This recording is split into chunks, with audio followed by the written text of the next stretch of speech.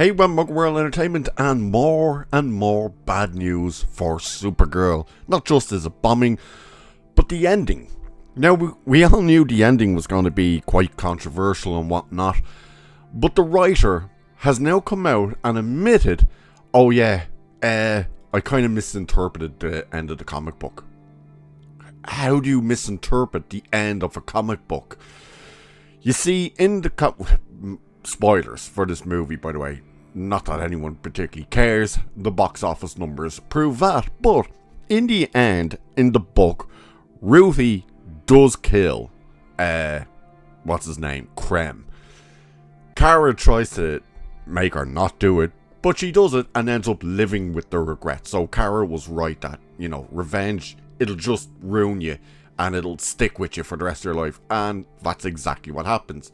And of course, they changed that in the movie too. Kara is the one who kills Krem.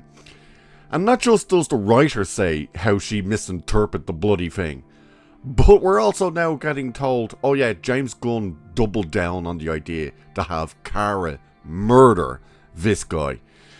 Good God.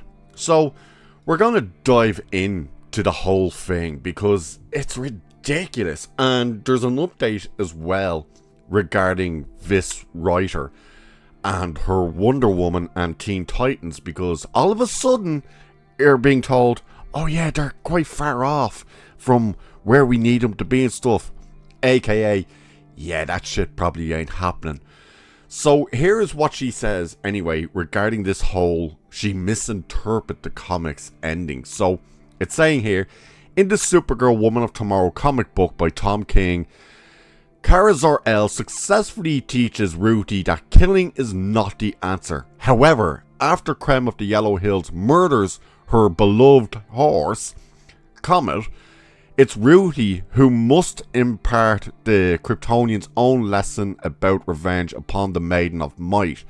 The story ends with Krem being sent to the Phantom Zone for 300 years. Later, an older Kara meets with an elderly Ruthie, and the villain, now represented, pleads for forgiveness. Ruthie isn't interested and hits him with her cane before walking away.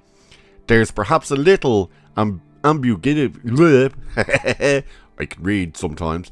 Ambiguity there, but Evely's artwork makes it clear that the blow doesn't kill him. In fact, in a March 2024 interview, King explained, this is not supposed to be ambiguous. He's supposed to be alive at the end.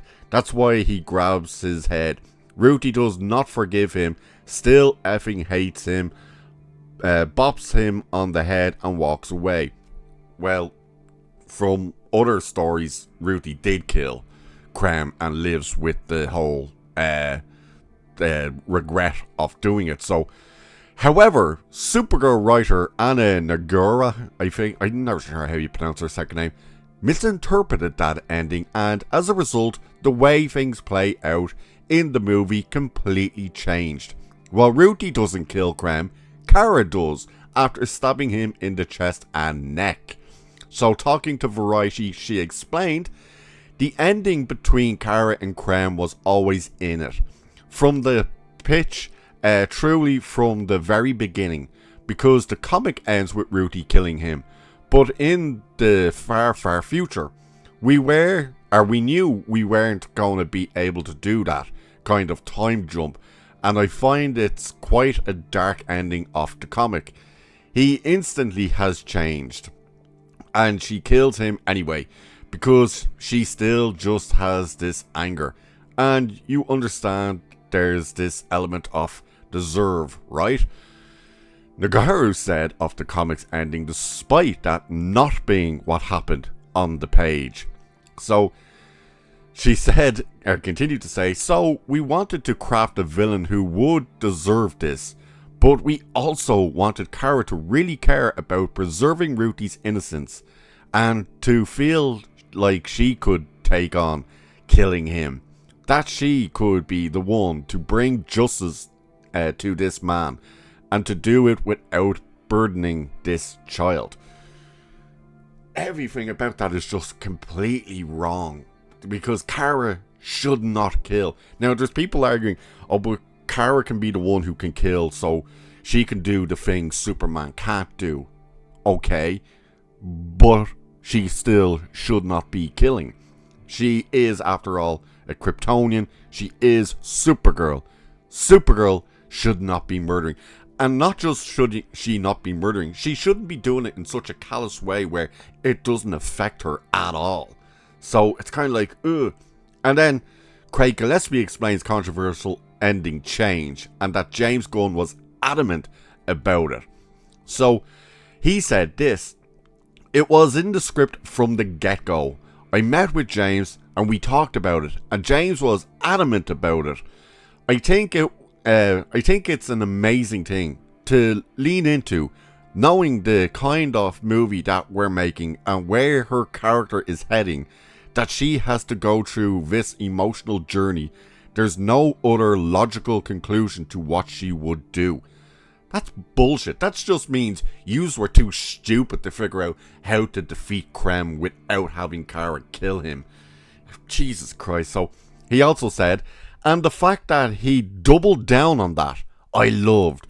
Even to the point of, you go through this whole system shooting, and there's where whispers like of like, do we shoot a backup? Is there something else in case the testing goes south, which it all did? And James consistently was like, nope, we don't need a backup. We're good. And I was like, you don't have to tell me twice. Again, that's just all pure laziness. That they basically had Kara kills Krem written from the word go, and then tried to devise a story around her murdering this guy. But then, talking to Variety, Nagara, whatever the hell you pronounce her name, revealed how work is progressing on her next 2 DC Studios movies. I thought the Teen Titans one was meant to be a show. It turns out it's a bloody movie. This is what she said. Now keep in mind, when you hear this has all the writing on the wall that she will not be doing these, because they're probably not going to be getting made. Because I don't think James Gunn and Peter Safran and all these people are going to be around much longer.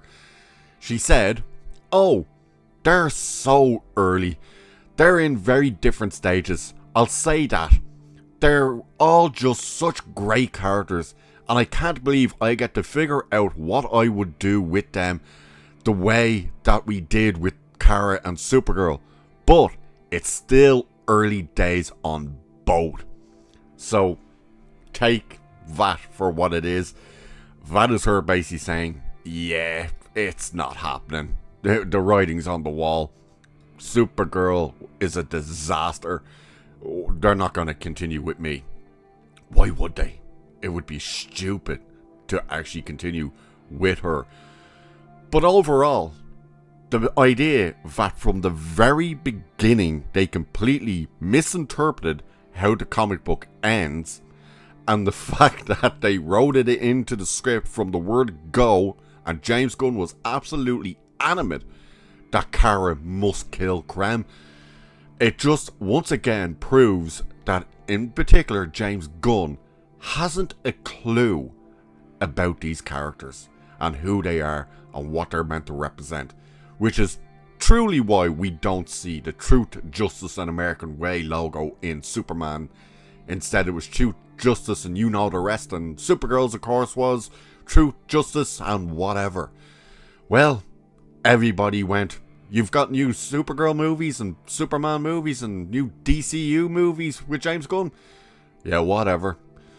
So let me know what you guys think of this disaster that is this ending of that movie. So with that, I shall leave it there for this one. So do like and share and subscribe and hit that hype button and all that good stuff. Cheers, and I'll catch you in the next one.